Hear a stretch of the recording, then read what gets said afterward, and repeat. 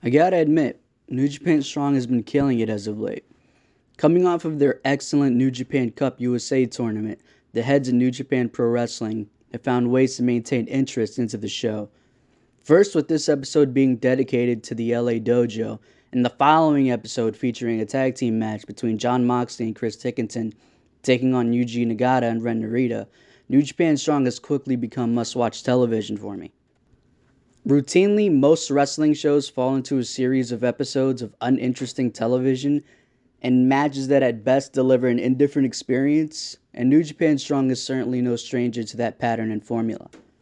So many of New Japan Strong's earlier shows were filled with pointless and uninteresting tag team matches that forced me to consider the brand as a whole as just one too many, like so many other wrestling shows going on today. See Impact Wrestling's Explosion still somehow being a thing after all these years, as one example of many.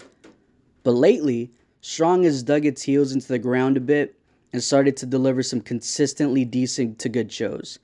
Even for as admittedly missable and relatively underwhelming this year's Strong Style Evolve shows were, they were still better than it had any real right to be, and at the very least delivered some consistent TV wrestling, as opposed from the wrestling purgatory that I come to expect, with the bulk of too many New Japan show match cards. This week's episode, labeled LA Dojo Showcase, didn't quite deliver the same excellence as that New Japan Cup USA tournament, but it was still a damn good show overall. Hell, it could have been a great show had the main event sold me on its finish. The opening match between the DKC and TJP was pretty good, apart from the DKC's awful, misshapen looking tattoo on his chest, which was honestly a tad distracting.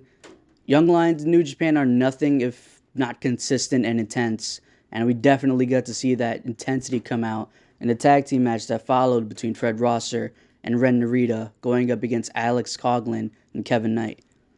The main event was more calculated and cerebral though, almost breaking the 20-minute time limit at 18, and honestly pushing me to believe that the match would wind up being as one of the best you'll see anywhere all year long.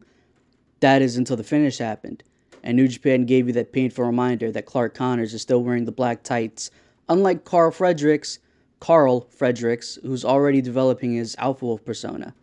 If anything, though, I will say that their match made me look forward to the day that both guys fully come into their own and have a match with nothing as restricting as what they delivered here.